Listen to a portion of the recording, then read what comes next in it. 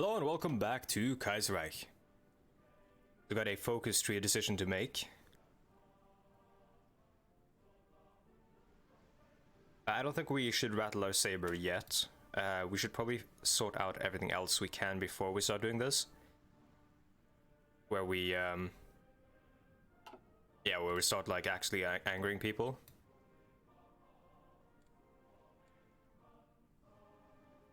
Should probably actually do something about the army, I suppose. Because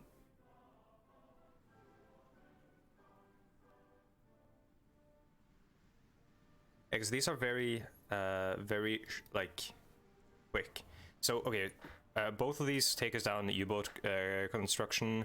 Well, one is called build U-boats and one is called U-boat production. Wonder if that might be a...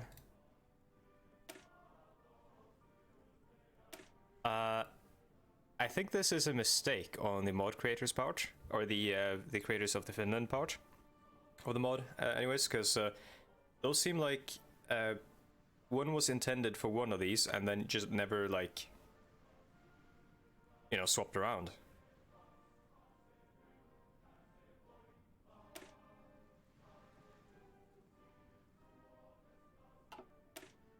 This one is strange. The name of it and the description doesn't really fit with the effect, I think.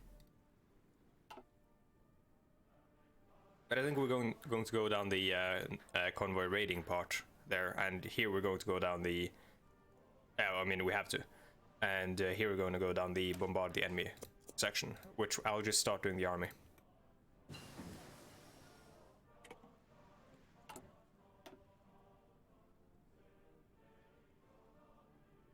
It's very possible that we get into some shit real soon here.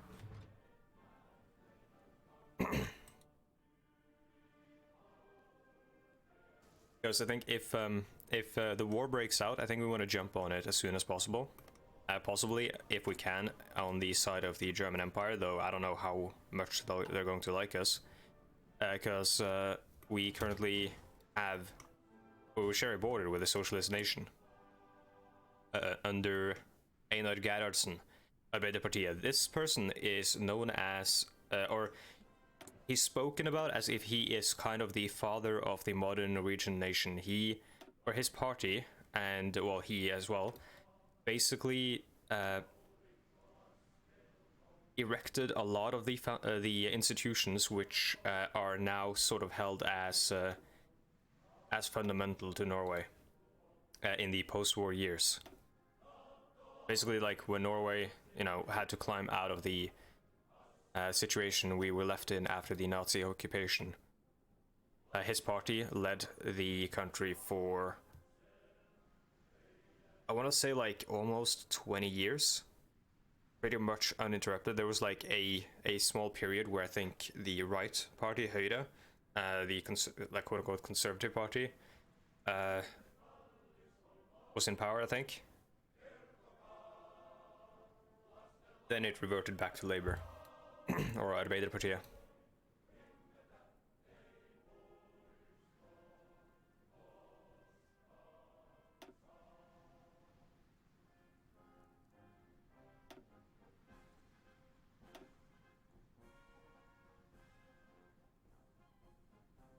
We should do we should do a tactical bomber actually. We're gonna have to do the Blenheim anyways before we actually start using them, I think, and start producing them. So we'll get a production company up and running before that time, or like a design company.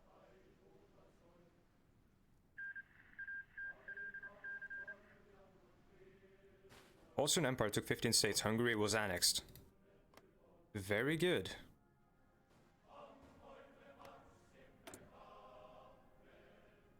Or very bad. I don't know. No, this is probably going to be spicy. I hope the Austrians and the Germans don't declare war on each other this time. I hope they stay together because we want to keep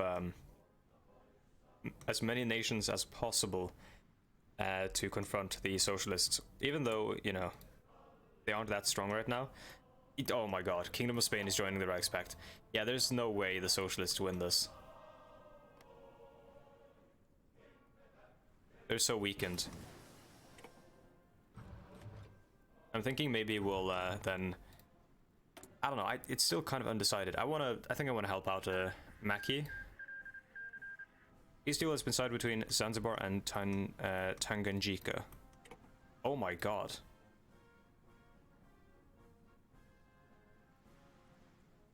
There's a lot of wars happening in Africa.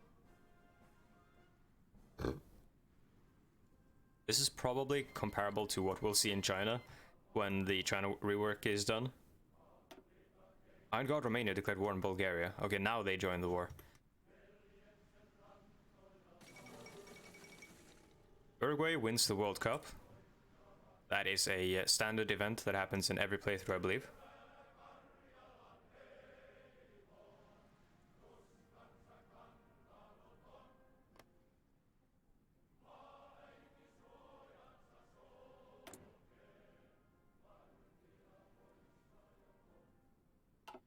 We need at least 20 divisions in order to send volunteers. Well, it's time to start making some. We have 115 battalions.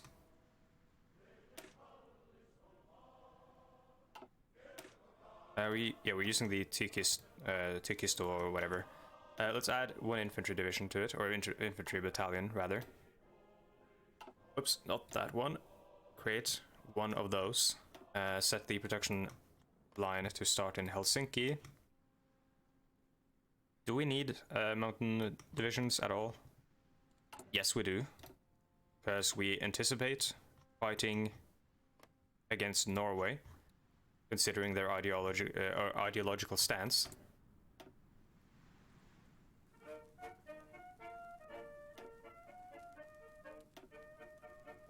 I just remembered I forgot to set the music on full and total shuffle. Aye, Kerensky. Oh, okay, so Wrangel is just straight up in charge. It's taken over.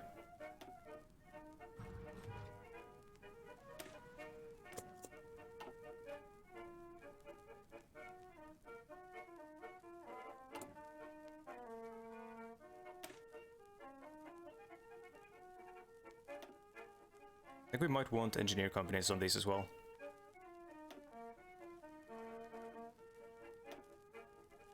Because it's very possible that we will not be attacking a lot in Norway at all, and might just have to hold the mountains in certain situations. So that in that case, it helps to have engineers for the defense. Basically turns every mountain into a fortress of its own. Mongolian Khanate annexed Tibet. And I'm guessing they're probably... Okay, Uyghuristan is a puppet. Or part of the, like, Khanate faction then, I guess. Yeah, Great Khanate faction. Kingdom of Serbia took 7... So, Iron God, Romania... Yep. Okay, so Bulgaria was annexed. Bulgaria is no more.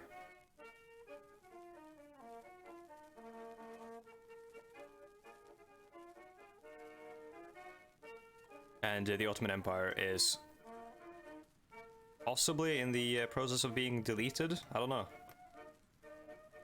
I forget, is there a white peace like event system set up here if the Ottomans get pushed all the way back to basically Turkish territories like Anatolia here? South African revolt declared war on the Union of South Africa.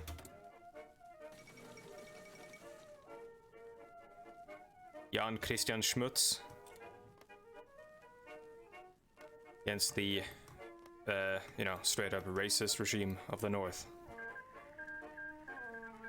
Kingdom of Spain has joined the Reichspakt. Dude, the situation is so fucked for the commune. See, do we have anything that gives us motorized bonuses? I don't think so.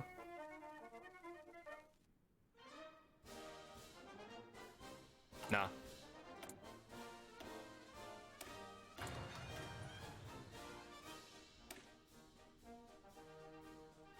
We want to have this one just because we want to be actually able to create some motorized, well, cars basically, because I think they are actually used in some division designs or like support company design stuff.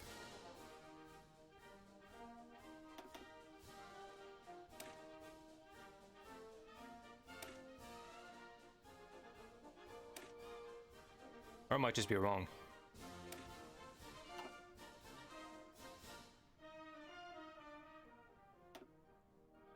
Either way, we're going to need them in the eventuality that we get tanks. Let's get some radar going.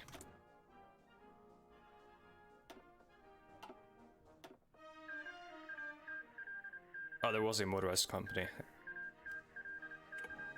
Let's see if we can cheese that thing again. Two Sicilies joined the Reichspakt.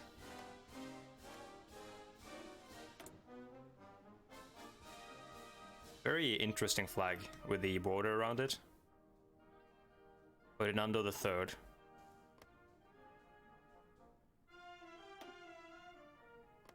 Yeah, this is a very powerful Reichspakt.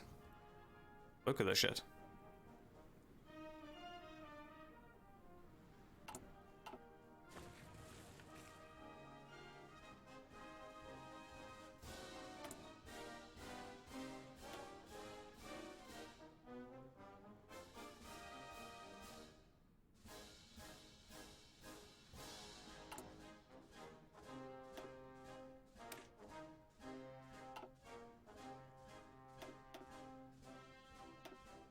See how much research we'll lose if we swap.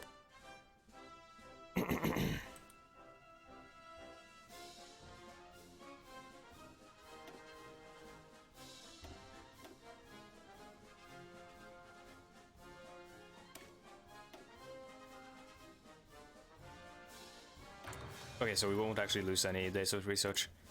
Good. Okay, let's then go with the motorized company here and swap it back to motorized. There we go, cool. I think that's how it works, because if you assign them while you're researching them, it actually doesn't, you know, add it to them. At least I think so. I might not be correct there.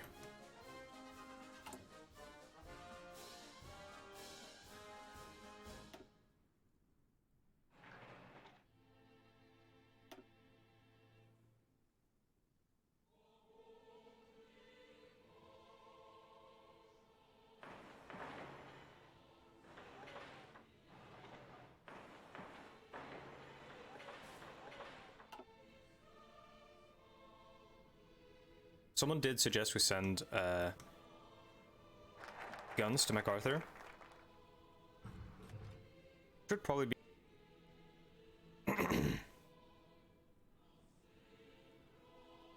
Let's see how many we have.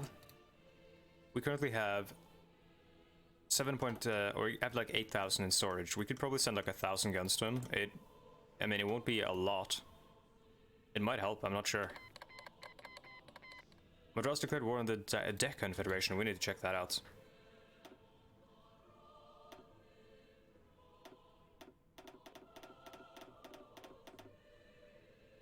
We do not have the convoys necessary for this kind of deal. Well, actually, what if we do part of production? So currently we're producing 18.42 a day.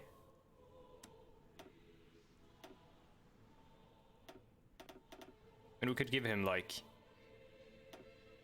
10% of our, or 15% of our monthly production.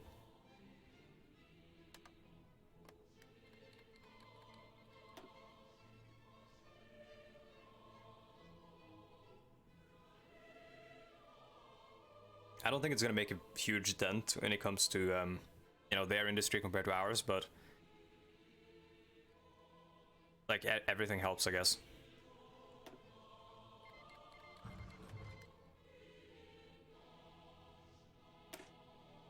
Oh, research speed. Nice. And that was under Finnish army. The German Empire declared war on the National Republic of Lithuania. Oh, this is the kind of person we would want in our faction, but like if we were to make one. Revolt in the Reichspakt. Yeah, the problem is that we can't help them at all with this.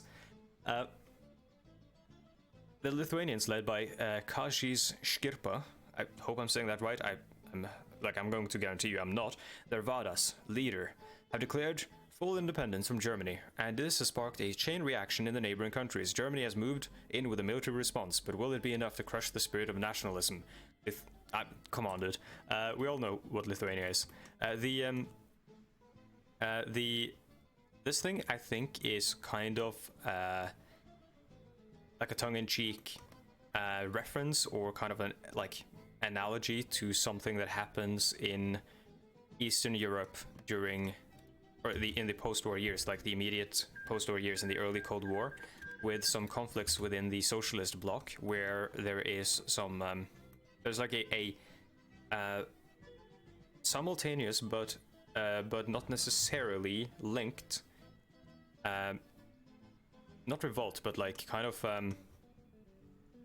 crises in Poland and in Hungary, where both countries kind of like are very dissatisfied with the Soviets, which in Hungary's case, I believe the Soviets did send in the army.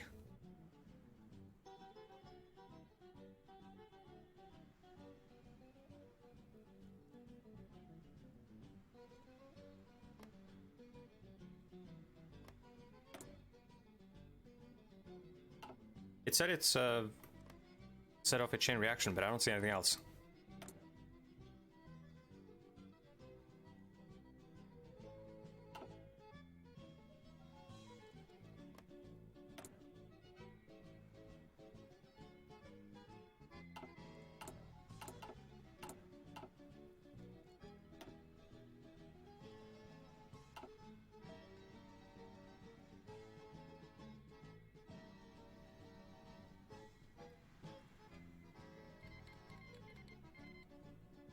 Yeah, I completely forgot. Deccan Federation. So this is the Princely Federation, but with a different name. The Westernizers. Under Osman Ali Khan, Prince of Hyderabad, formerly known by his regal name, Asaf Jah VII, was once but a subject of the mighty British Empire. He united the southern princely states in the chaos following the dissolution of the British Raj. Okay.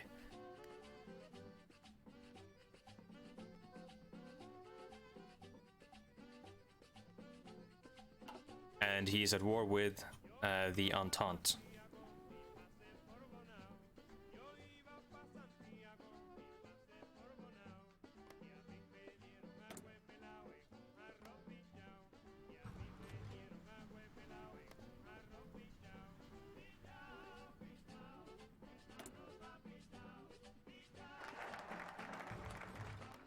Fund the Taistelokulu.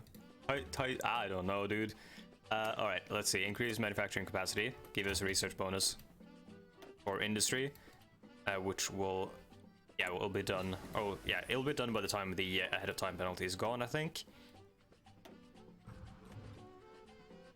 Kind of silly how it says, you know, it gives you the years, like a number of years, and then a fraction of the years instead of just days, because that would be more easy to track, or to sort of convert to. Or, I mean, sort of, yeah, it would be more easy to track than, you know, the progress on research and stuff, instead of actually having to do maths, because, you know, that's hard. Let's do fuel refining, get that stockpile up for our strong navy. Speaking of which,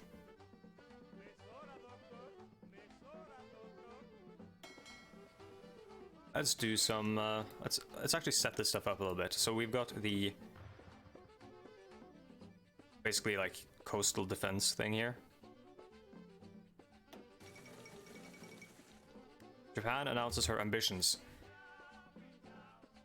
Under the Tanaka regime, the Empire of the Rising Sun managed to bounce back, albeit as only a regional power with its influence limited to East Asia. However, the Japanese seem determined to put this weakness to rest and have now announced their ambitions of seizing their place among the great powers once again, by force if necessary.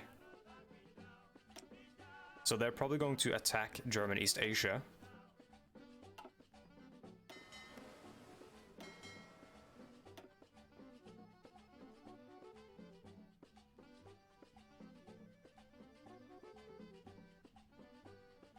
I'll put the guy with the spotting bonus in charge here, because these guys will probably just be patrolling.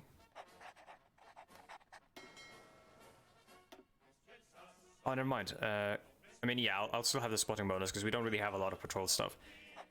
No, we'll have this guy, a retreat decision chance, because we are kind of, you know, going with a guerrilla warfare style of naval combat.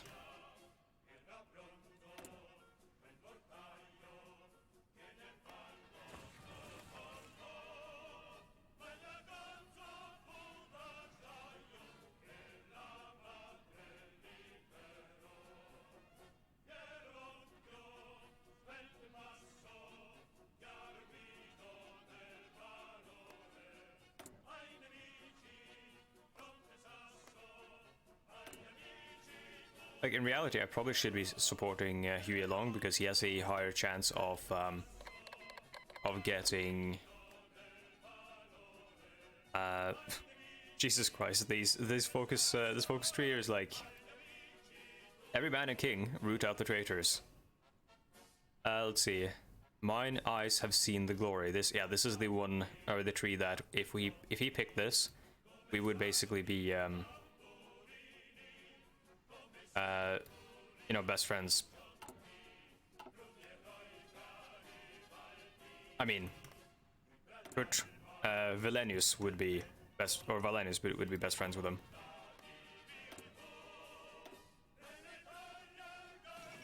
There's some like messed up stuff here with a very like close the fall of New Orleans. Speaking of which, Huey Long Dong, or you're saying that Huey Long might be you know, not long for this world. Yeah, these this tree here has a lot of like connections to real life messed up stuff in the United States. For example, Jim Crow America, with like a fascist symbol here actually. The like an eagle clutching a phalange, or whatever the fascist thing is called. It's like a bundle of sticks Mussolini used as a symbol.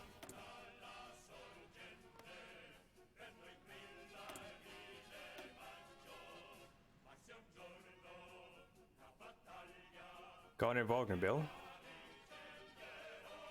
This is just like economical stuff to like fix the country, I guess. Old order prevails, which is how you deal with you know, with the civil war afterwards. Like it, you know, how you're actually going to rebuild and stuff, reconstruction, etc., etc. Yeah, here's like a literal reconstruction event. Reconstruction was the thing that, you know, America underwent after their civil war. Army reform, Air Force reform, US Navy, and back in business.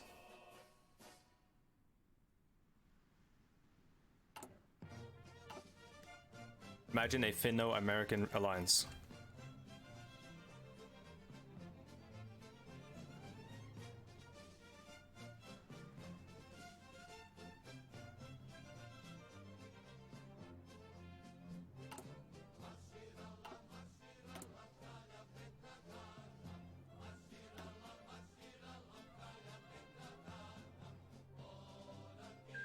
These are terrible. I mean, if any of them would go with this guy, but like these are actually terrible for Finland. Alright, cool. Our first division is done. I don't know what that means. And they will be assigned to the first army. The only army, really. Actually, no, we have two armies. Never mind, I'm stupid. And the next one would be assigned to the second army then.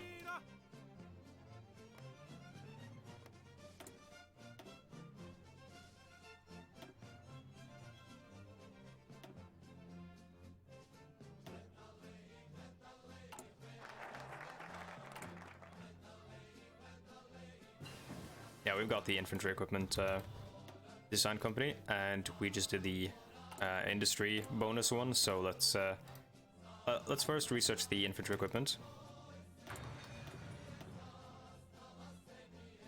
with the stored up sort of research, and then we're going to go with the construction, max factories and state factory output, or I think we're going to go with this one. Actually, no, we're going to go with the production efficiency cap, because that takes time to like build up and stuff. So the earlier you do it, the better.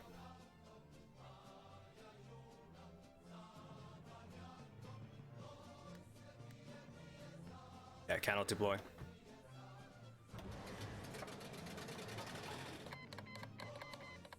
French Republic declared war on the... Okay, so the French are now conquering, or try... Oh, never mind, they're not trying to conquer Africa, they have an African revolt. The Tuareg Confederation. Oh, Tuareg.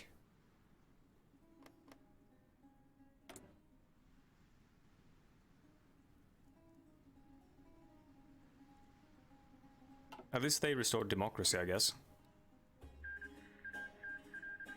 That's good. Osalan took one state from Nigeria. Nigeria was annexed.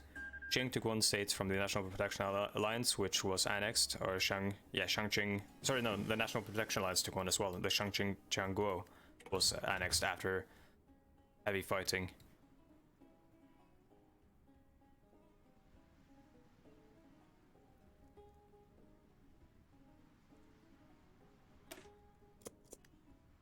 Let's do that one, because we already started doing some Air Force stuff, and I didn't actually have a look at this.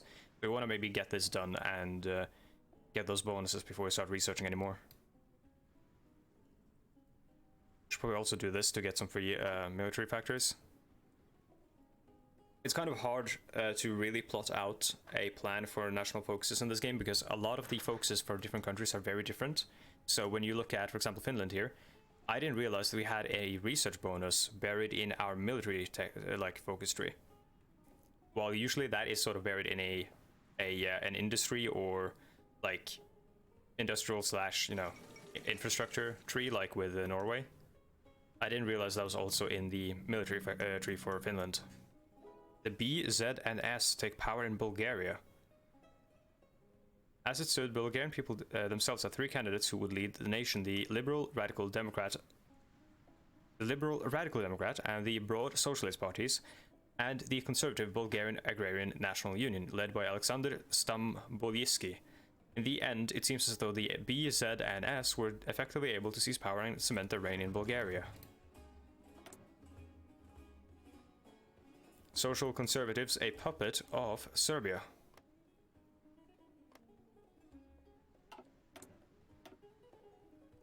Gotcha. Well, I'm gonna do the description anyways, but yeah, we are now at the end of the video, so I'm going to go through casualties real quick.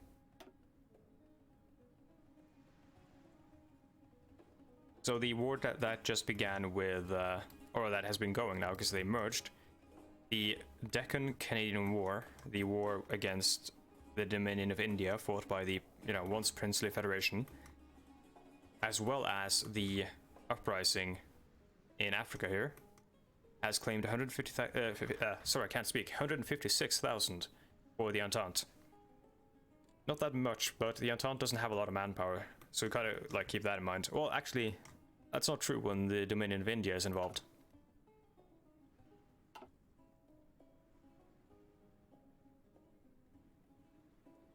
Okay, here the Deccan Federation has lost 167,000.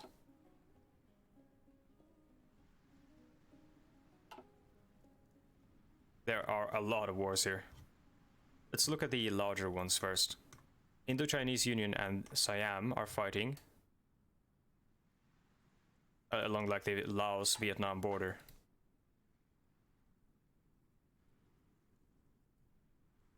American Union states 768,000 against the Command Syndicates. That's only fighting on this front. And then fighting on this front between the Union State and MacArthur, 575,000 and 661,000. American Union State is getting pushed in, and the Pacific States have lost 463,000 on that push.